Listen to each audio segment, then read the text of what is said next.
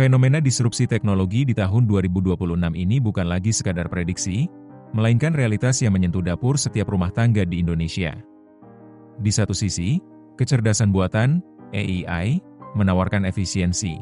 Di sisi lain, ia menghadirkan gelombang ketidakpastian yang nyata bagi tenaga kerja kita.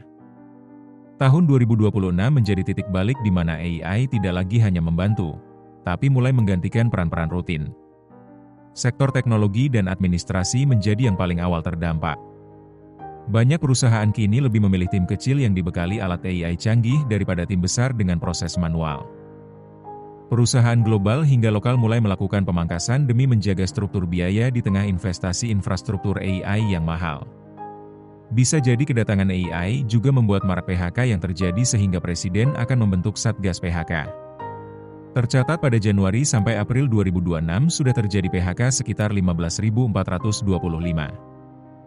Akibatnya berdasarkan data terbaru BPS, Mei 2026, jumlah pekerja informal di Indonesia telah mencapai 87,74 juta orang, 59,42%. Ini menunjukkan bahwa saat sektor formal menyusut akibat PHK dan otomatisasi, masyarakat bergerak ke sektor mandiri, meski dengan jaminan sosial yang lebih rendah.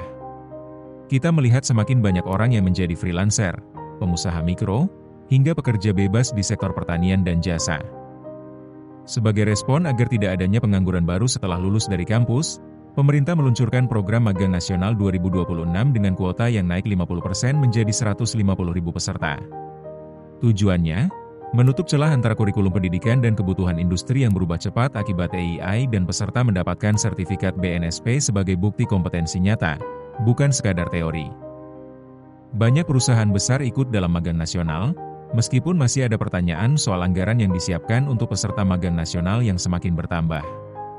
Tugas berat menakar Yasirli sangat kompleks. Yasirli adalah guru besar ITB yang juga ahli ergonomics, rekayasa kerja, dan keselamatan kerja. Dari seorang pendidik menjadi menteri.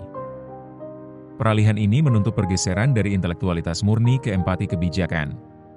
Kebijaksanaan yang dibutuhkan bukan lagi sekadar menghitung angka pengangguran, melainkan memahami kecemasan seorang ayah atau ibu yang kehilangan pekerjaan atau seorang lulusan baru yang CV-nya terus ditolak. Menteri dalam posisi ini harus bertindak sebagai jembatan yang memastikan teknologi digunakan untuk memanusiakan manusia, bukan membuangnya. Berikut perbincangan Aziz Husaini, produser Kontan TV dengan Menteri Ketenagakerjaan Profesor Yasirli di ruang kerjanya.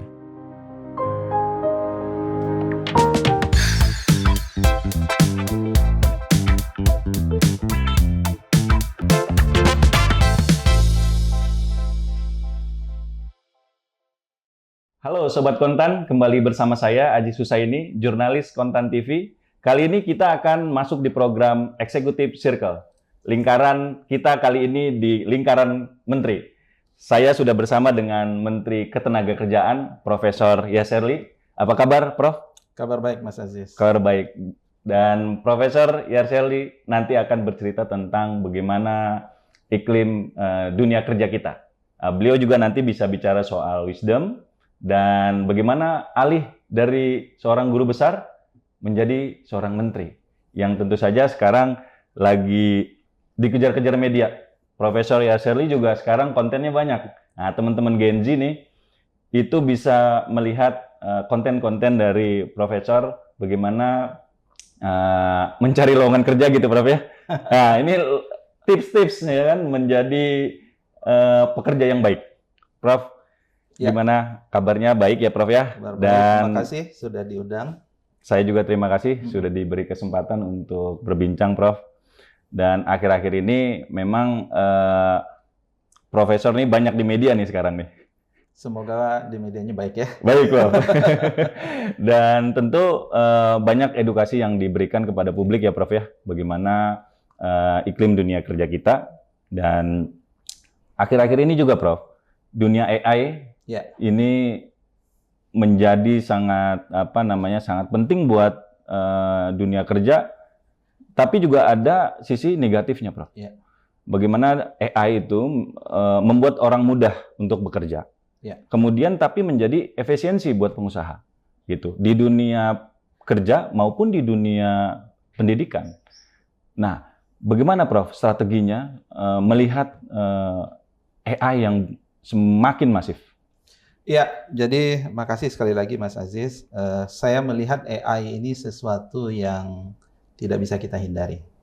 Jadi kalau kita masih berharap apakah kita bisa menyetop atau bahkan slowing down AI, rasanya beberapa pakar mengatakan itu bukanlah hal yang bisa kita lakukan.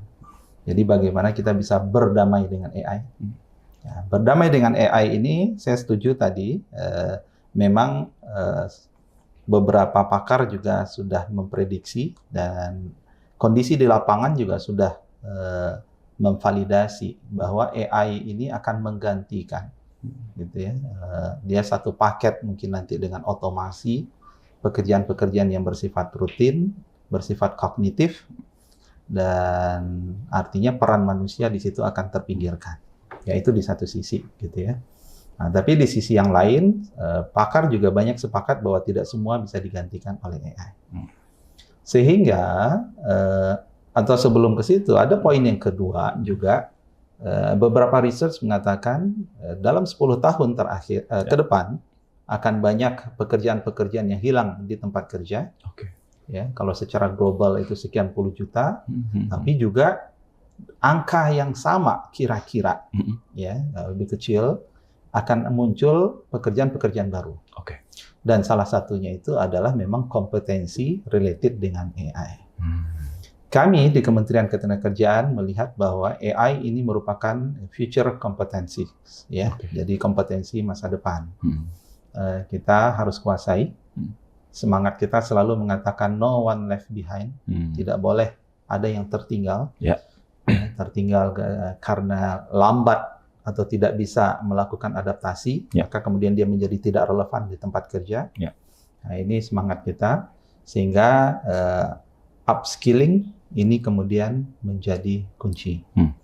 Jadi dalam banyak kesempatan saya terus mengajak, terutama teman-teman di industri, ya, mari kita siapkan tenaga kerja kita. Ayo kita bangun bersama kolaborasi program-program upskilling, sehingga AI ini bisa kita arahkan untuk membantu meningkatkan produktivitas, meningkatkan kinerja dalam hal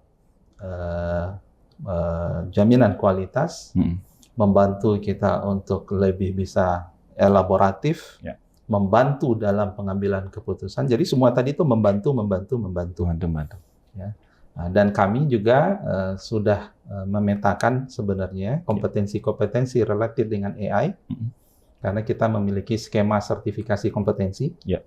Jadi kita selesaikan skema sertifikasinya, dan kemudian kita ajak semua pihak swasta, ayo ya kita sertifikasi teman-teman yang memang dia sudah ya layak untuk disertifikasi.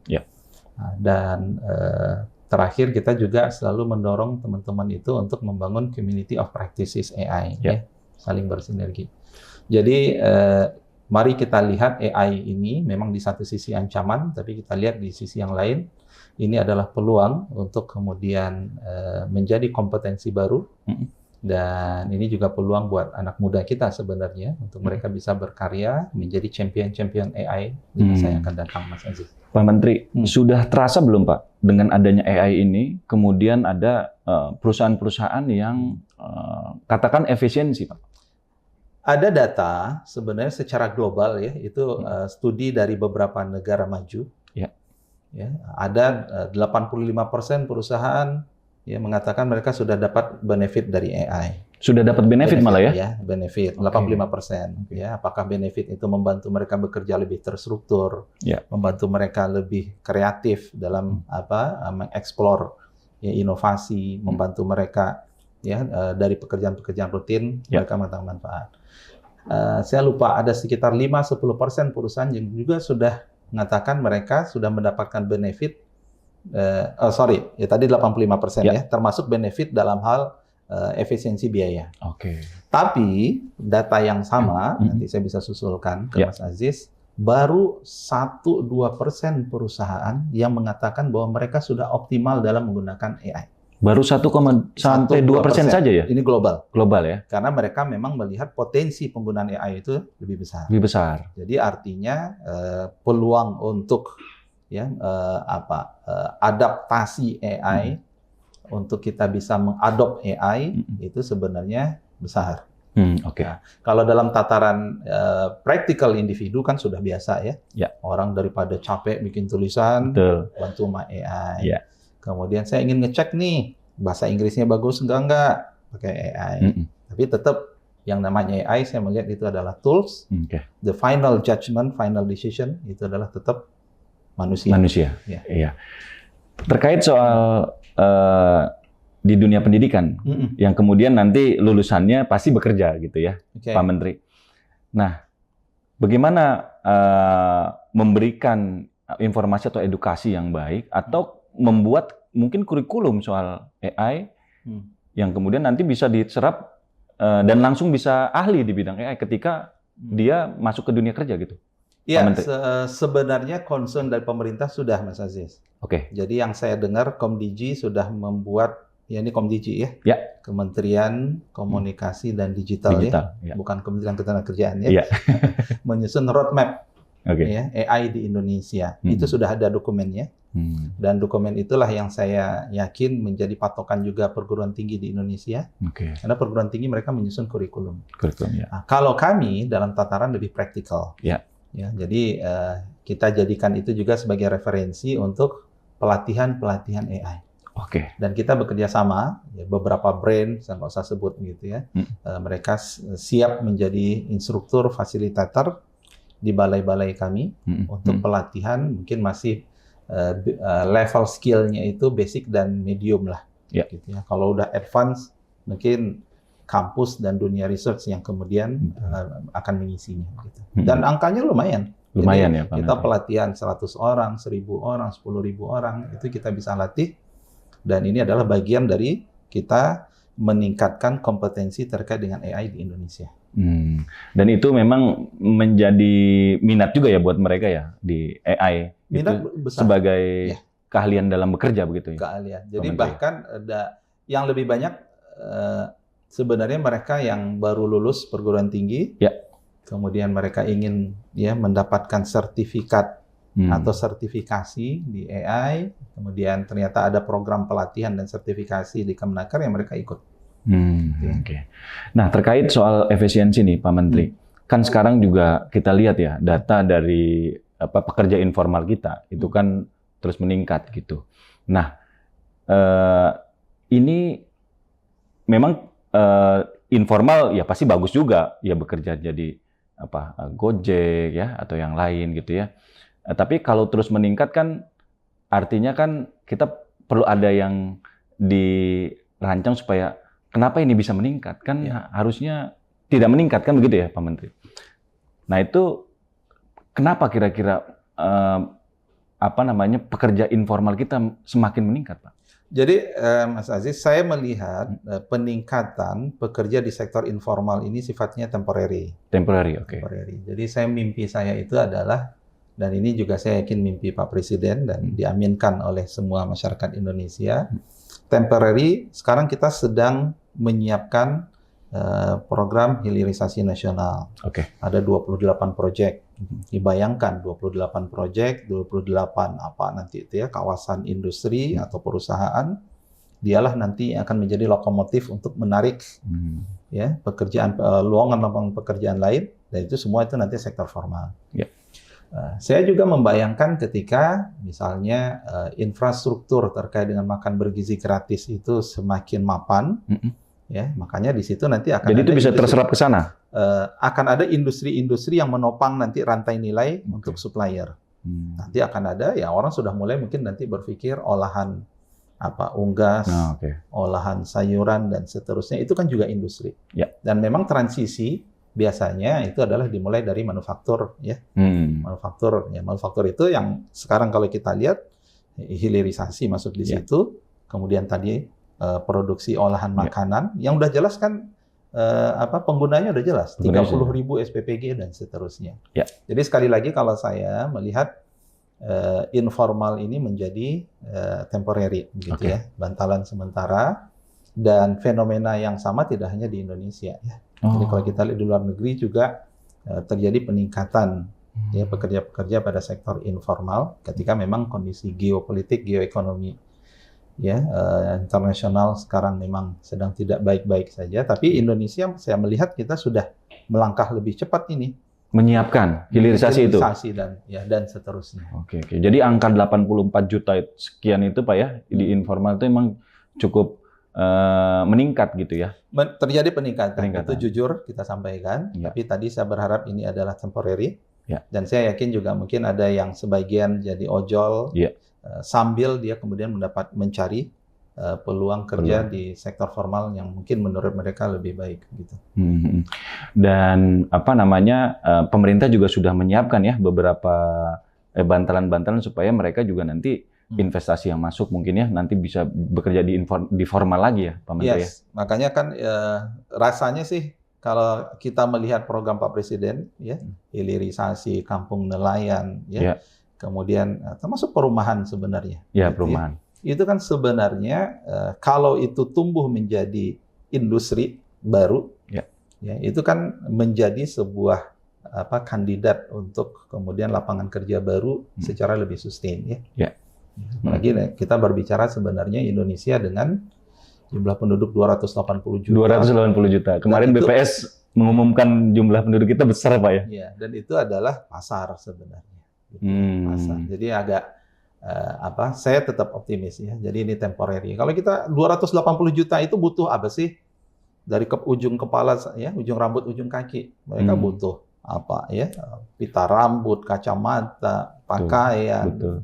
Itu sebenarnya industri yang sudah sebenarnya captive pasarnya. Captive pasarnya. Udah pasti ada Pak ya. Udah pasti ada. Pak, kalau mungkin ada data pekerja formal kita tuh berapa juta sih Pak? Sekarang itu yang informal ini kasar ya. Itu yang formal sorry. Ya, yang informal itu sekitar 60%. Oke. Berarti yang formalnya sekitar 40%. 40% ya, kisaran lah plus minus. Itu datanya ada di BPS ya. Jadi itu ya di sini kita lihat ada peningkatan yang informalnya ya Pak ya. Informalnya meningkat. Gitu ya. Nah, Pak, terkait soal data juga Pak, dari kuartal 1 sampai April Pak, itu ada PHK Pak. Itu jumlahnya cukup, ya memang kalau dibandingkan dengan jumlah penduduk kita, ya pasti kecil Pak ya, 15.400 sekian lah ya Pak ya. Tapi tentu ini kan juga menjadi perhatian dari Kementerian Ketenagakerjaan untuk supaya mereka kembali lagi bekerja begitu Pak. Ya. Nah itu dari sisi yang PHK, ya kan? Nah itu untuk yang terserap. Nah kira-kira berapa Pak? Supaya ini juga ada pembanding, bagaimana yang di PHK dan juga yang terserap sebagai tenaga kerja. Jadi kalau kita bicara data ada dua. Ya. Ada data dari Kementerian Investasi KPM. Itu berbicara tentang proyek ini nilai investasi yang masuk dan kemudian ini serapan tenaga kerja. Tapi ini angkanya nanti harus divalidasi oleh Sakernas dari BPS ya. Siap. Survei tenaga kerja. Nah, kalau informasi resmi rilis dari Kementerian Investasi tahun 2025 itu sekitar 2,7 juta serapan investasi. Serapan ya, oke. Ya, serapan tenaga kerja. Tenaga kerja. Kuartal 1 kemarin saya cek ya itu sekitar 700.000. Oke. Gitu ya. Nah, ini. Tapi nanti ini harus kita validasi. Jadi kita validasi itu nanti dari survei Sakernas, ya ada tren ya lebih baik, tapi kami melihat kita belum puas sebenarnya. Kita ingin tren itu jauh lebih signifikan lah. Jadi penurunan tingkat pengangguran, ya kemudian lebih banyak yang kemudian bisa bekerja dan seterusnya. Tiap tahun itu penambahan angkatan kerja sekitar 3 sampai 3,5 juta. Tiap tahun Pak ya? Tiap tahun. Ya, itu bayangin Mas Aziz ya. Artinya kita perlu menciptakan lapangan kerja untuk 3,5 juta orang yang baru. Ditambah itu S1 Pak ya, sorry ya? Angkatan kerja. Angkatan kerja ya? Jadi mereka yang kemudian usianya itu kemudian sudah memenuhi angkatan kerja 17 tahun. Ya. Nanti kalau mereka kemudian, sebagian mereka ada yang mencari kerja dan sebagian mereka ada yang pendidikan. Pendidikan. Jadi istilahnya NEET, not in education, not in training, gitu ya. Nah, bayangkan tadi kemudian ditambah pemerintah juga harus menyicil yang pengangguran Yang sebelumnya ya. Sebelumnya 7 Ya. juta. Ya. Ditambah tadi yang PHK, walaupun tadi angkanya yang yang coba kita rapihkan data yang dari BPJS Ketenagakerjaan tadi. Ya, dari BPJS Ketenagakerjaan nih Pak ya. Karena juga ikut meningkat itu klaimnya Pak. Ya. Itu kita sadari. Sadari Pak ya. Nah, terkait Pak, ada juga mungkin pekerja-pekerja ahli daya. Kemarin juga ada revisi Pak ya. Nah, itu mungkin ada update-nya tuh Pak, soal-soal yang seperti itu Pak. Ya kepinginnya kan serikat buruh ini kan pasti ada tuntutan lah ya begitu. Nah, dari Bapak mungkin punya pemikiran seperti apa Pak soal itu Pak? Oke, tadi sebelum ahli daya ya. Jadi satu lagi yang tadi terkait dengan PHK, jangan lupa bahwa Pak Presiden sudah mengeluarkan Perpres ya, Satgas PHK. Satgas PHK ya. Nah, ini sebagai salah satu itu bentuk. Nanti ketuanya Bapak? Tunggu aja launchingnya ya. Oh, oke. Belum berarti ya? Sudah ada ya, launchingnya mencari momentum. Oke. Ternyata memang keunggulan dari Satgas ini nanti dia bersifat koordinasi lintas kementerian. Oke. Ya, itu yang kami lihat sebagai solusinya. Jadi kalau sekarang Kemenaker bisa apa?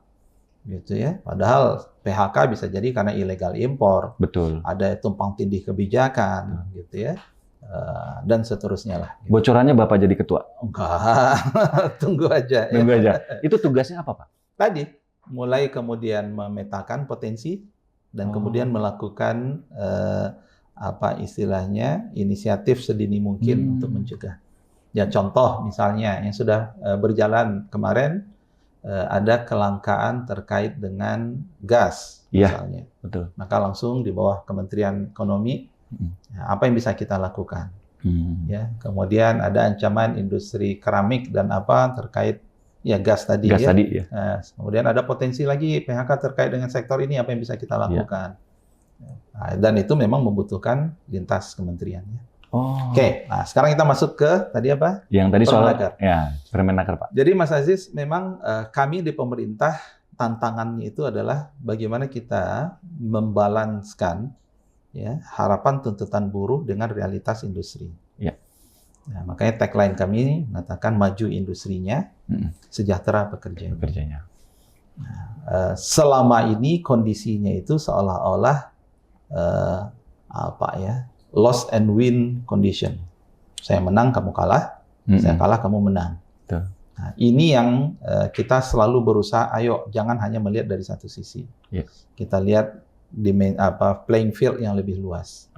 Nah, tugas kami membalanskan ini sebenarnya. Gitu ya. Jadi ketika kemudian ada tuntutan buruh, seperti buruh tentu inginnya peningkatan kesejahteraan. Betul. Ya, bahkan kalau bisa outsourcing dihapus misalnya, gitu ya, dan seterusnya. Kita lihat juga realitas dari teman-teman Apindo, Kadin, apa kekhawatirannya, apa yang harus dipertimbangkan. Nah, disinilah tugas pemerintah mencari solusinya. Ya, kalau Pak Presiden udah jelas, tentu kita sangat peduli terkait dengan kesejahteraan dan perlindungan kepada buruh, gitu ya. Itu juga amanat.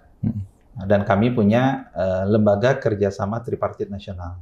Saya sebagai ketua, dan itu yang kemudian kita bahas di situ. Dan ini belum clear Pak ya? Maksudnya belum dalam tahap final atau masih? Permenakernya sudah kita keluarkan resmi sebelum May Day. Memang ada dinamika, ya. Dan kemudian saya sampaikan kalau memang ingin direview kembali, ayo kita review kembali. Oh, jadi masih ada peluang? Ya, tapi secara permenakernya kan sudah ada. Sudah ada. Ya. Nah, dan kita juga katakan ya sebenarnya permenaker itu kita keluarkan menjadi sebuah transisi sebelum nanti ada undang-undang ketenagakerjaan yang baru. Dan kita berharap itu Oktober tahun ini bisa kekejar Prof. Inisiatif dari DPR. Oh, dari DPR ya? Dan kami pemerintah kita diperintahkan oleh Pak Presiden, Menteri Tenaga Kerja dan Menteri Hukum untuk bekerja seoptimal mungkin, bekerja sama dengan DPR agar undang-undang itu bisa segera hadir. Pak Menteri, kan sering ketemu Pak Prabowo, Pak Presiden. Apa sih Pak keinginan dia terhadap Kementerian Tenaga Kerja ini, Pak? Yang jelas, saya banyak belajar dari beliau itu, bagaimana filosofis seorang pemimpin, bahwa pemimpin itu memang harus peduli kepada rakyatnya. Dan to be honest, saya katakan, saya belajar dari beliau. Gitu ya. Jadi pertimbangan-pertimbangan, ya beliau juga sampaikan May Day kemarin, gitu ya. Ketika kita dihadapkan kepada pilihan-pilihan kebijakan, tentu pertimbangan pertama itu adalah ya mana yang kemudian memberikan kesejahteraan dan perlindungan kepada pekerja buruh Indonesia. Dan kita masih punya PR banyak, gitu ya. Kita baru selesai kemarin undang-undang pekerja rumah tangga. Iya, betul Pak. Itu pun baru undang-undang, Mas Aziz. Kami punya PR sekarang mendetilkannya dalam bentuk peraturan pemerintah.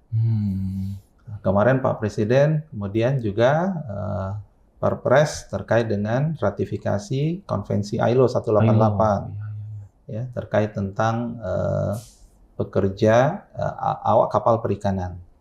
Itu kami juga harus detilkan itu nanti. Ya. Kemudian beliau juga menyampaikan terkait dengan ojol. Oh, itu spesifik dibicarakan, Pak? Bukan, kemarin yang ketika saat buruh. Iya, saat buruh. Iya, nah, itu juga kemudian kita harus follow up. Jadi memang banyak, Pak, lihat, ya memang begitu. Jadi kemarin kadonya sepertinya luar biasa. Luar biasa ya. Dan PR yang harus kami lakukan juga luar biasa. Iya. Dan itu Bapak cukup punya energi untuk menyelesaikan itu, Pak ya? Kalau dibantu Mas Aziz kayaknya ada energi. Oh, siap. Dan kita masih banyak loh. Jadi nomor satu itu memang kita harus pastikan semua regulasi itu ada. Tadi baru pekerja rumah tangga, awak kapal perikanan. Gimana dengan pekerja perkebunan kita? Sekarang gigs worker ataupun ojol dan macam-macam gitu ya. Pekerja media, apakah kita perlu regulasi khusus mungkin nanti, gitu ya. Teman-teman seniman film, kreatif Pak ya. Kreatif, ada kemarin itu film pendek dan macam-macam datang ke kami dan seterusnya. Nah, jadi dalam hal jaminan sosial, ya kami sangat concern. Gitu ya. Jadi kalau kayak ojol itu ya jaminan sosial kami concern. Tapi kalau udah masalah tarif dan seterusnya, bukan Kementerian Tenagakerjaan. Jadi kita ingin minimal siapapun yang bekerja di Indonesia ini, ya mereka mendapatkan perlindungan sosial. Ketika kemudian ya kalau mereka memang masih statusnya informal, bahwa ketika terjadi kecelakaan kerja, kemudian mereka nggak langsung kemudian ya, bangkrut, gitu ya, membebani keluarga dan seterusnya, apalagi sampai kematian.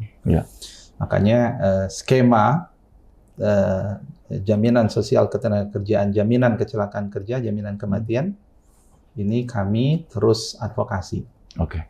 Saat ini ada diskon 50%. 50% ya. Gitu ya. Yang sekarang 16.800 tinggal 8.400 per bulan. Oh, itu sangat memudahkan Pak ya. Memudahkan. Jadi kalau ya, kita tidak berharap kematian ya.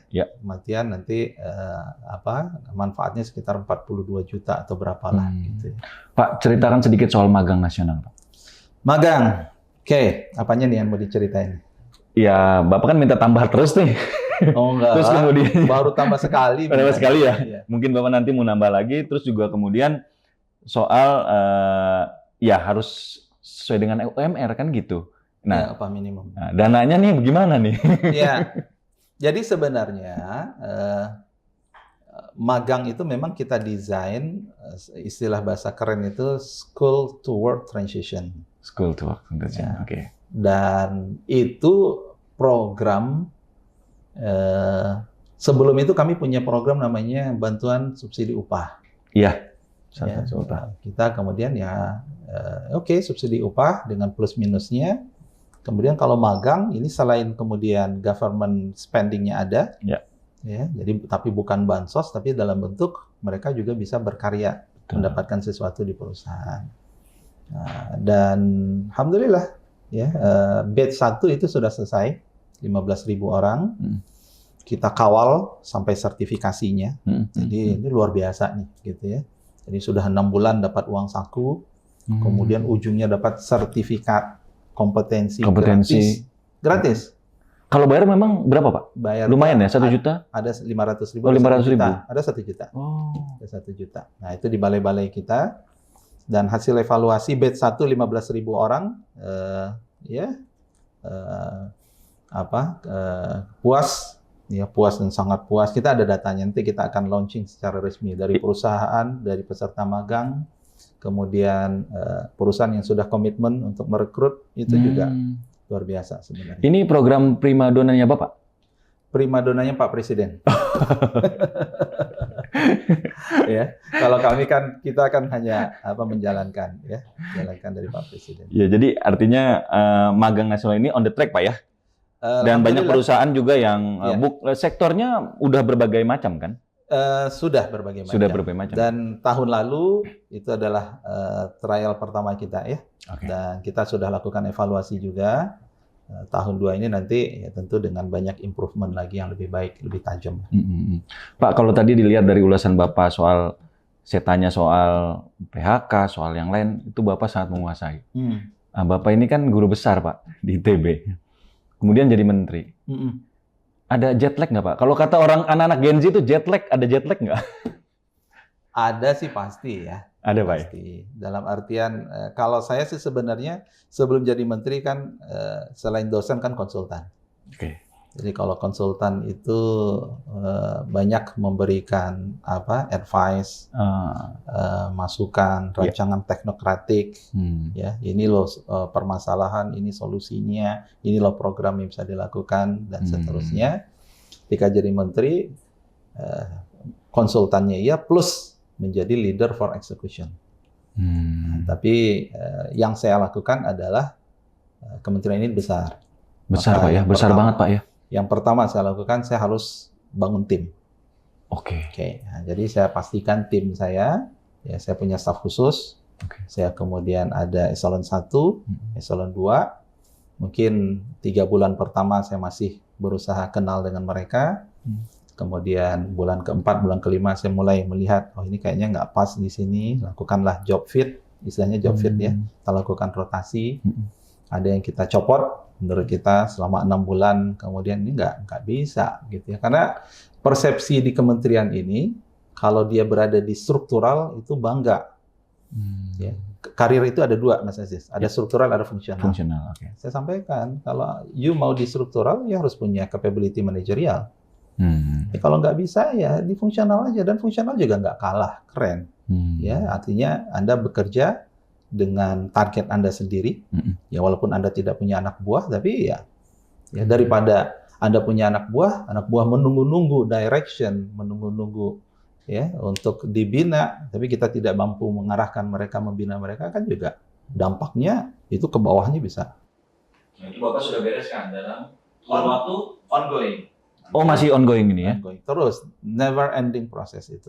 Oh, ya, oke. Panjang, karena birokrat ini besar. Dan yang kita kawal itu adalah jangan sampai itu berdampak kepada layanan ke masyarakat ya. Oke. Layanan masyarakat, dan yang kedua jangan sampai berdampak kepada ya biasa, karena kita ini adalah dana APBN, harus transparan, tidak boleh ada korupsi, tidak boleh ada gratifikasi. Dan itu sudah terus-terusan Bapak bilang ya ke tim Bapak ya? Dan tidak cukup hanya bilang, kita harus bangun sistem.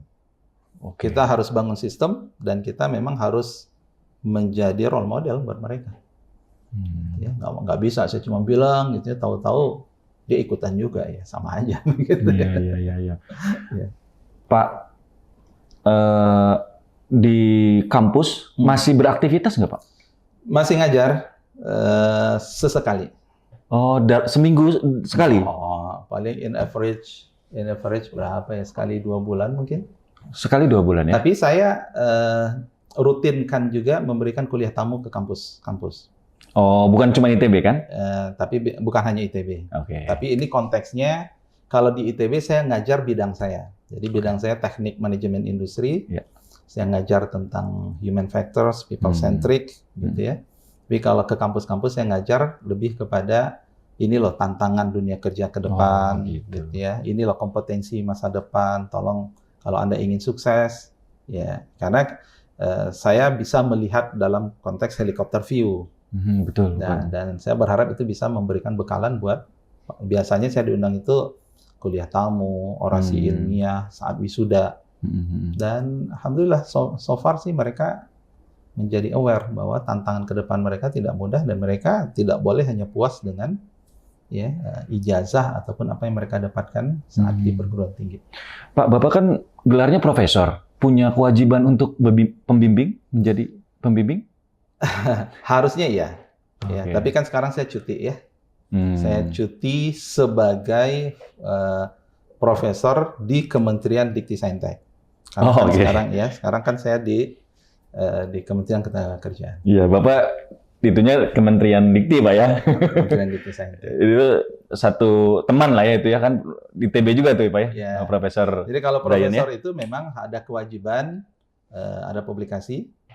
Tapi saya masih rasanya sih publikasi masih, kemudian membuat buku sudah sekian tahun, rasanya saya masih bisa juga fulfill itu. Ngajarnya yang kayaknya memang nggak bisa, kalau suruh tiap minggu ngajar kayaknya nggak bisa. Nggak bisa Pak ya. Pak, kepada Gen Z Pak, ini Gen kan Z, ya? Gen Z itu juga nanti Gen Alpha nih makin banyak. Kalau kita lihat dari BPS Pak, datanya tuh Gen Z sama milenial tuh udah 24%, 26%. Jadi jumlah 40%. Iya Pak. Jadi ini Gen Z ini sekarang lagi kuliah. Gen Z lagi kuliah. Iya kan? Nah ini apa nih Pak? Motivasi apa yang bisa Bapak berikan nih kepada mereka supaya mereka juga nanti ketika mereka lulus atau mungkin buka usaha gitu untuk membuka lapangan kerja. Ini apa yang bisa Bapak berikan nih sebagai ya seorang pendidik, kemudian juga sekarang jadi menteri Pak ya, Ketenagakerjaan. Bisa 2 jam ini nanti. Ya, mungkin singkat saja Pak. Jadi saya sering ingatkan bahwa kondisi ke depan itu ketidakpastiannya tinggi. Ya sekarang sedang terjadi disrupsi banyak hal. Disrupsi AI, disrupsi otomasi, disrupsi green, disrupsi terkait dengan creative economy, dan seterusnya. Nah, saya selalu mengatakan ada 3 yang harus kita siapkan.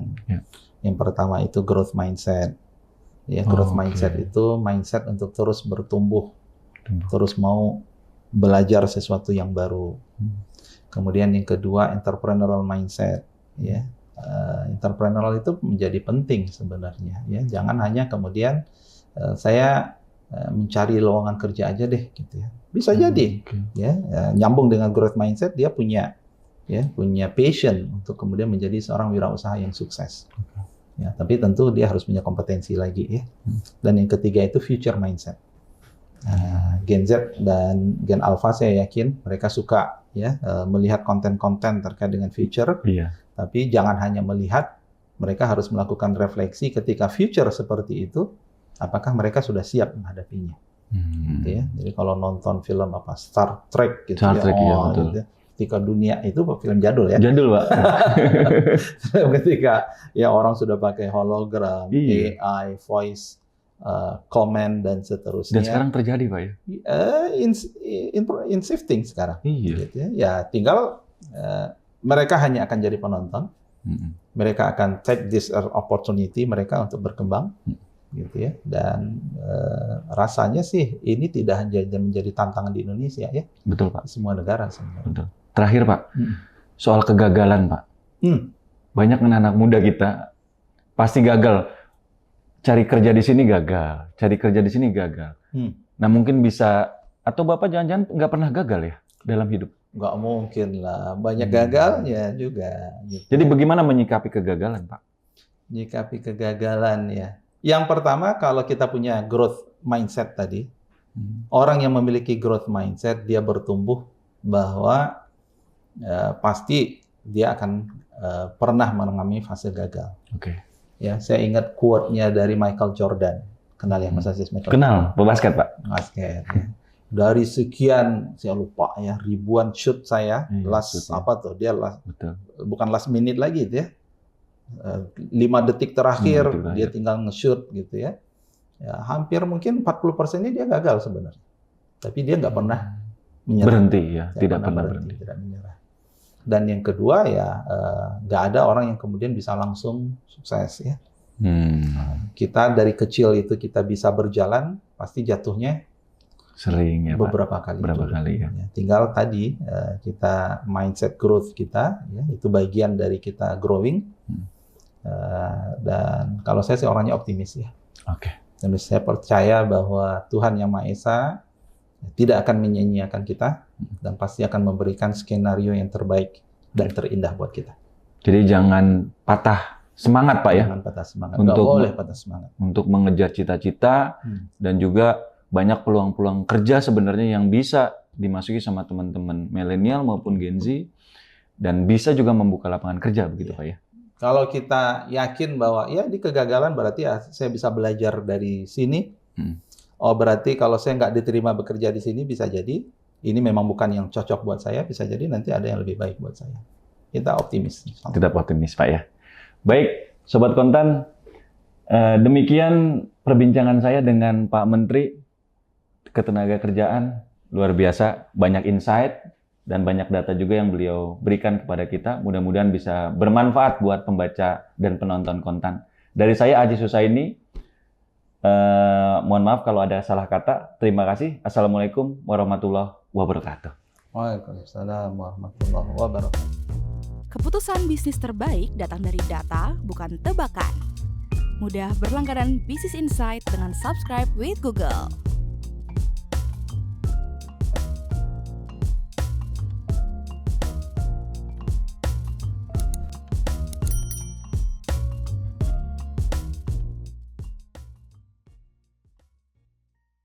Download aplikasi Kontan sekarang di App Store atau Play Store.